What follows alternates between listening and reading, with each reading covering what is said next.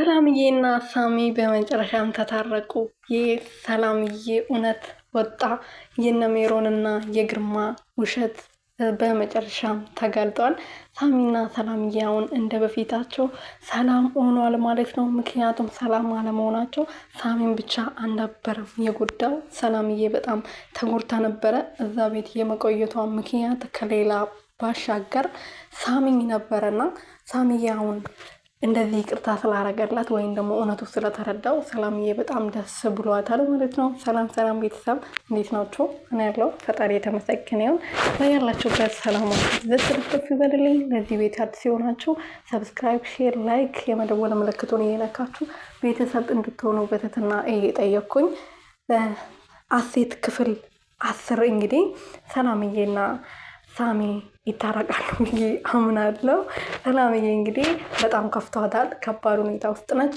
ለምን ከባድ ሁኔታ ውስጥ እንደሆነች ደግሞ ሁላችንም በደንብ እናውቃለን።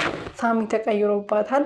የተቀየረበት ምክንያት ደግሞ ነገሮቹ ናቸው እንዲቀየሩባት ያደረገው ማለት ነው። ደብዳቤው አለ፣ ከጆሲ ጋር ያላት ግንኙነት አለ፣ ብዙ ነገሮች ስላሉ በዛ ምክንያት እንግዲህ ተጣልቷል ማለት ነው። በዛሬ ደግሞ አዞሮ የሚጥል በሽታም አለባት ተብላለች። ብዙ ነገሮች ተደራርቦባት እንግዲህ አሁን ሳሚና ሰላምዬ ጥሩ ሁኔታ ላይ አይደሉም። በዛ ላይ ደግሞ ሰላምዬ በጣም ከባድ ችግር ውስጥ ነች። በዚህ በኩል ሜሮን የምትባላለች፣ በዚህ በኩል ደግሞ ጋሼ ግርማ የሚባሉት ሰውዬ አሉ ማለት ነው። እና በዛ ምክንያት ሳሚ በጣም ተጣልቷታል። አሁን ግን ሰላምዬ ሁሉም ነገር አስታውሳለች። መርዝማን ሰጥቷት እንደነበረ፣ ሜሮን ምን አይነት ሰው እንደነበረች እያስታወሰች ነበር። ፍቅረኛ እንደነበራት ፎቶ አላት፣ ማስረጃ አላት። እሱን ማሳየት ትችላለች። የእሷን ውሸት ለማጋለጥ ያው ድራሙን ለማራዘም እና አሁን መታወቅ ስለሌለበት ነው ሰላምዬ እንደዚህ እየተጎዳች እያለቀሰች ያለችው። በዚህ ሰዓት ደግሞ ጆሲ እያጠገቧ ባይሆን ለሷ በጣም ከባድ ይሆን ነበረ። ግን ያው ጆሲ አጠገቧ ስለሆነ ብዙ ነገሮችን እያለፈች ትገኛለች ማለት ነው። ሜሮን በቅርቡ ትጋለጣለች። ለመመሰላችሁ ትጋለጣለች ያልኳችሁ በቀላሉ ሜሮንን ሰላም ካላገኘኋት፣ በመፈልጋት ሰዓት ካላገኘኋት አንቺም እሷን ተከትለሽ ከዚህ ቤት ትወጫለሽ ብሎ ጋሼ ግርማ እያስፈራራት ነበረ ማለት ነው።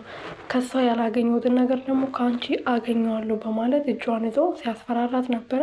እሷ ደግሞ ሲዘገንናት ነበር። እንኳን አብሯት ልተኛ እጇን ሲይዘ ራሱ ሲዘገንን ነበር። ለሷ የዘገነነው ነው እንግዲህ ሰላምዬ መርዝ አስጠጥታ ከዚህ ሰውዬ ጋር ልተኛ ልታረግ የነበረው ግን አልተሳካላትም። እንደውም እርግጠኛ ነኝ ሰላምዬ ሳትሆን እሷ ናት ከሱ ጋር የምታድረው። ታይላችሁ ምን አለችኝ እቺ ልጅ ትለኛላችሁ ማለት ነው ቤተሰብ።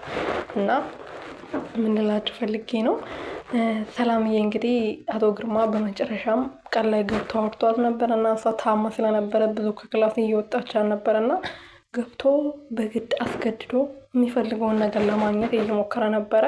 ግን ይህ ሰውዬ ሰላምዬ እየጮኸች ነበር። አፏን አፍኖ በግድ ማለት ነው አስደፍሮ አስገድዶ ሊደፍራት ነበረና ግን ያው የእሷስ ፈጣሪ ይሱ ጠብቋታል ማለት ነው። እና በብዙ ጊዜ ሜሮንና ግርማ ሊጎዷት ሲሉ ሳሚና ጆሲ በተደጋጋሚ እየደረሱላት ነበር። ልክ እንደተለመደው አሁንም ጆሲና ሳሚ ደርሶ ሰላምዬን ከዚያ ሰውዬ አትርፏታል ማለት ነው ቤተሰብ።